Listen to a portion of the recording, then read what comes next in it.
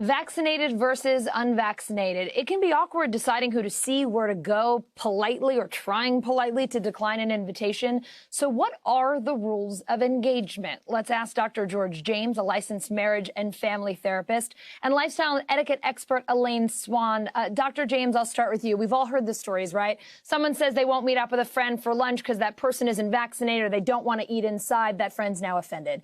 Family members giving each other a hard time for traveling or not being as careful as they might be, or on the flip side, not respecting each other's boundaries if someone is afraid to go out and do stuff. We have all had such a stressful year. This is not helping. So how can we relieve some of that tension and that stress and not argue or butt heads with our loved ones over whether we've gotten the COVID shot? Yeah, I think there's a lot of different reasons and layers there. But one of the things, like, as simple as it might sound, but I think it's important that we have to respect each other. A lot of times we can have difference of opinions. We can approach it in a different way. But if we don't show respect, if we don't approach it with respect, we can't really have the full conversation about what's really going on and what we really want. Elaine, let me ask you, what is an appropriate way to ask someone if they have been vaccinated? One of the things we have to make sure that we're doing at this particular point in time is to not make people feel guilty or ambush them or feel as though you're pressuring them to take the vaccine. So there's two different ways you can approach this. You can be self-revealing, and this is where I say that you can reveal a little bit of information about yourself. For example, you can say, I just had my second dose of the shot, or I'm planning on getting my shot. How about you? Where are you in the process? And then this way it gives the person the opportunity to share their heart and their thoughts on it. Or you can ask them directly, what are your thoughts about the vaccine? Or have you given the vaccine any consideration? This way, it puts the playing field a little bit level and allows the individual to really express themselves and share their heart, because not everyone is on the same page as we see.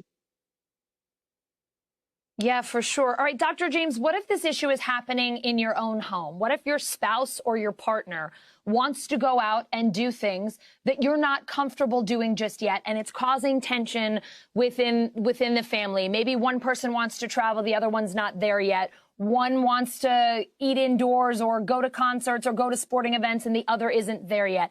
What do you do so that you're not creating a rift within your home?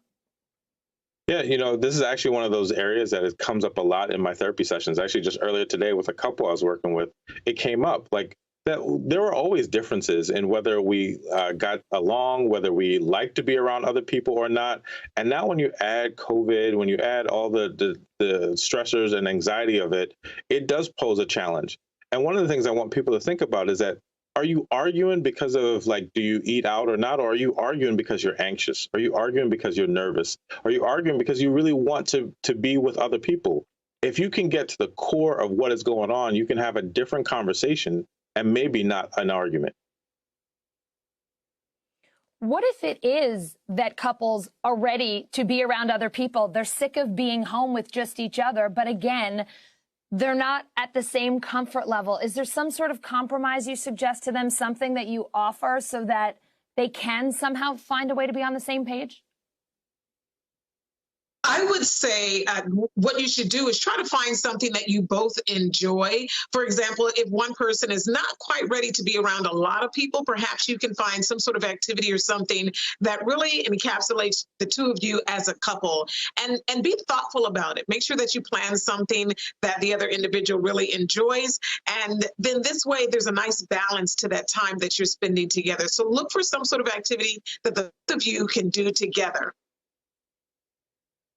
All right, Elaine, I have to ask you this one from an etiquette perspective. I may do the wrong thing to begin with, but I've always been a hugger up until COVID. I love hugging friends and family, the people that I know well. I try not to do it to people whom I don't know. But what do you do now? I was out somewhere and someone reached out to shake my hand and I almost went into a panic. What's the right thing to do? Sure. The right thing to do right now is to ask first. Etiquette is really about putting others at ease. And so when you put the power into the other person's hands, so this way they can accept or decline that hug, then it makes them feel a lot more comfortable. So when you go in, before you even hug them, just say, are you up for having hugs? Or you can say, I'm fully vaxxed. Are you doing hugs right now? And ask them first. And if so, then people are so happy to embrace one another. But always ask first. On the flip side, is there a gentle way to dodge if you're not into it? How do you just sort of like, what do you do if you're not ready for that move? It's so uncomfortable. Certainly, yes. You use your body language to inform the person. So you can keep your hands in front of you and say, "Hi, how you doing?" or kiss, kiss, kiss, kiss, hug, hug, hug. But putting your hands in front of your body is a great way to prevent people from coming in too close and letting them know, not quite ready for hugs yet, but love you and so happy to see you. This way, they're not coming in closer than your hands are in front of you. And before we go, Dr. James, a final word for you for couples who are struggling right now or families who are struggling right now. They're ready to kill each other because they're not seeing eye to eye. What do they do? Well, I'd say first, sometimes you didn't like each other or you had issues before COVID. So you want to get to the root of it and solve those issues, right? And like, so don't use COVID as an excuse, right? And control what you can control. It's a thing that we hear over and over, but sometimes it's like, I can only control my efforts and what I do. And lastly, go out, have fun, and be safe. If at all costs, have a good time, but be safe. And as Elaine said, if you're not ready to hug and kiss, just put the hands up. Dr. James, Elaine, great to see you both. Thanks for the good advice. My pleasure.